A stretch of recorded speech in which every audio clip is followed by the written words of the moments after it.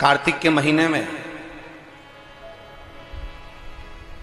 एक बेलपत्र, 3 शमी पत्र, बहुत ध्यान दीजिएगा।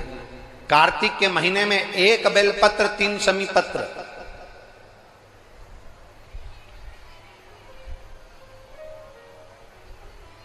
कार्तिक के महीने की दोनों अष्टमी में से किसी भी अष्टमी पर,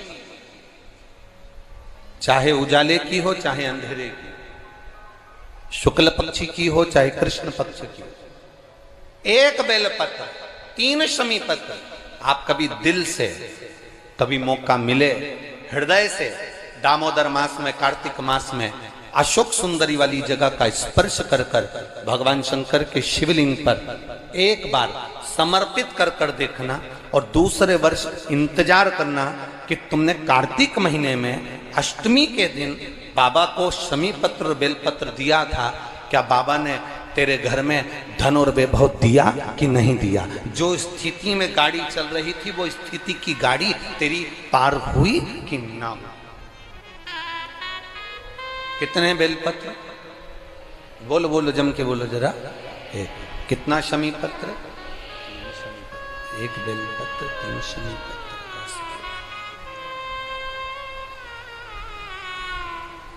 कभी स्मरण में लाइएगा।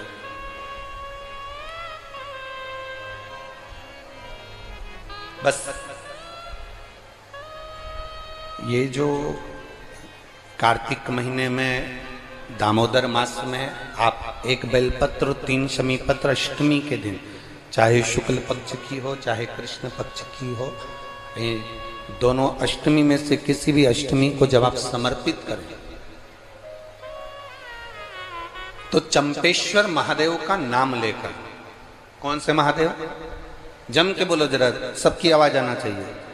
चंपेश्वर महादेव, केवल चंपेश्वर महादेव का नाम लेकर आप अशोक सुंदरी का स्पर्श कराकर शंकर भगवान के शिवलिंग पर समर्पित करें। अशोक सुंदरी तो मालूम है ना सबको?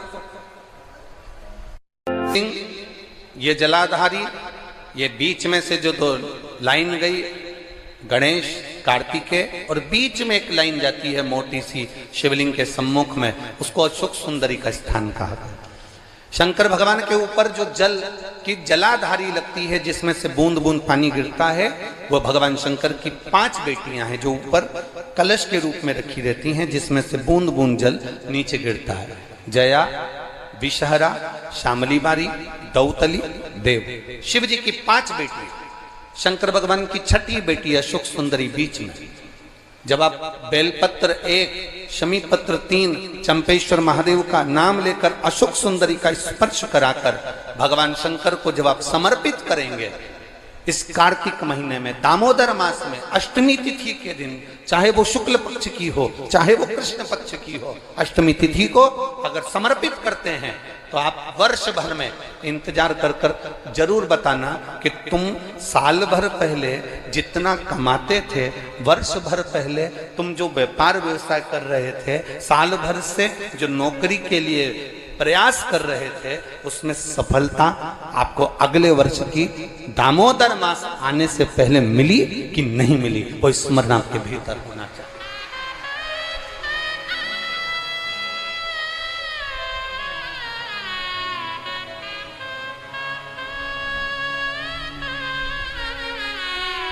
शंभु शरणे मां घड़ी रे दुख काटो, दया करने दर्शन। आप दिल से उससे प्रार्थना करोगे तो वो दिल से दे देगा। महाराज, ईमान और जुबान 2 चीजें व्यक्ति की पक्की होना चाहिए। क्या क्या? बोलो, जम के बोलो। ईमान और दूसरी जुबान पक्की हो।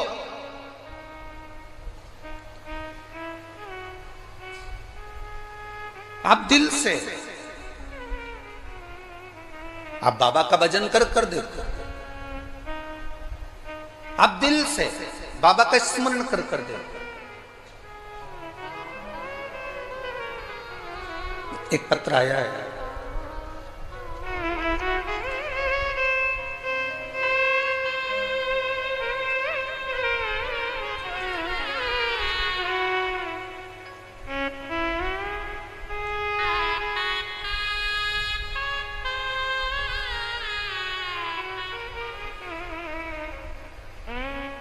चंद्रमुखी शर्मा, पता है राया मथुरा, कहीं बैठी हैं? हाथ हिला सकती हैं अगर कहीं बैठी हो तो हाथ हिलाइए। आपकी हैं? दोनों हाथ हिला दो एक बार। हाँ हिलाइए दोनों हाथ, ठीक है। एक बार वापिस हाथ हिला दो। चंद्रमुखी शर्मा, राया मथुरा से रहने वाली हूं गुरुजी। बाबा का मैं क्या गुणगान करूं। मेरी बेटी मुस्कान कई सालों से नौकरी की तैयारी कर रही थी कि सरकारी नौकरी मिले, पर नहीं मिली। आखिरी में हताश होकर वो मंदिर जाना भी छोड़ी, भगवान का भजन करना भी छोड़ी। तब एक बार टीवी पर हमने कथा सुनी और कथा सुनकर हमारी बेटी से कहा कि देख, वो महाराज सियोर वाला कहता है कि शिव जी को एक लोटा जल चढ़ाना चाहिए। मां, हम ब्रज की रज में रहते हैं, ठाकुर जी का भजन करते हैं, शिव को जल चढ़ाने का बाबा कह रहे हैं। मैंने अपनी बेटी से कहा, कृष्ण और शिव में कोई अंतर नहीं। कृष्ण जब तक नहीं मिलते जब तक शंकर की भक्ति ना हो, और शंकर जब तक नहीं मिलते जब तक कृष्ण की भक्ति ना हो। ये दोनों का मिलना सरल नहीं है। मैंने कहा, जब टीवी पर बाबा कह रहे हैं, सियोर वाला महाराज कह रहे हैं कि एक लोटा जल सारी समस्या का हल, तो जड़ा चढ़ाने में जाता क्या है। मां 7 वर्ष से नौकरी की तैयारी कर रही हूं पर नहीं मिली, तो मुझे नहीं लगता कि मिलेगी, पर तुम कहती हो तो मैं शंकर जी को जल चढ़ाना प्रारंभ करती हूँ। शिव जी को जल चढ़ाना चालू करा मेरी बेटी मुस्कान शर्मा ने। और बाबा का मैं क्या वर्णन करूं गुरुदेव। मेरी बेटी ने एग्जाम दिया और बाबा की कृपा से उसका इंडियन नेवी में हो गया। मैं बाबा को यहाँ प्रणाम करने के लिए आई हूँ। यह शिव तत्व है भक्ति, ओघड़ी है शंभु। बैठिए बहन। हर हर महादेव। अर्थात शिव महापुराण की कथा कहती है, आपका विश्वास, आपकी भक्ति, आपकी दृढ़ता, आपका विचार जब दृढ़ नहीं होगा तब तक भगवान कैसे मिलेगा।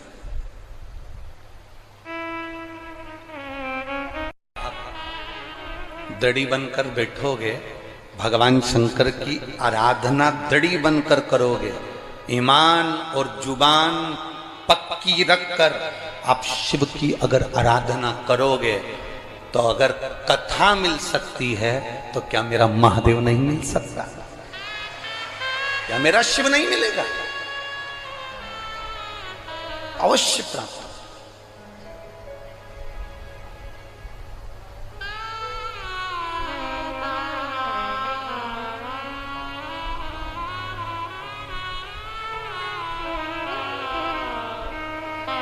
ब्रज की रज में लोग आते हैं तो पेड़ों में कान लगाकर सुनते हैं राधा का नाम मिल रहा है। ब्रज की रज में लोग आते हैं तो वृक्षों के कान लगाकर सुनते हैं कि बंसी की धुन मिल रही है। हम कहते हैं इतने खो जाओ परमात्मा में।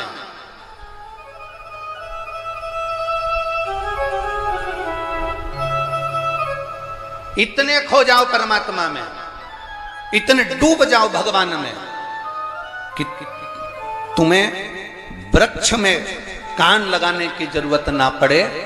मेरा कृष्ण कन्हैया तुम जब चलो तो तुम में कान लगाकर तुम्हारे नजदीक में आकर खड़ा हो जाए, तो समझना कि ब्रज की रज में आना हमारा सार्थक हुआ।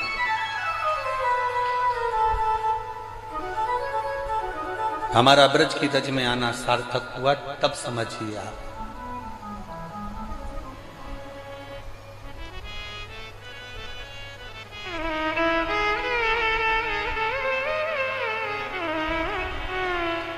आप सब लोग ब्रज की रज में रहते हो, मीरा भगवान कृष्ण के पास जाती थी कि भगवान कृष्ण मीराबाई के यहाँ आते थे? बोलो जरा, उत्तर दो,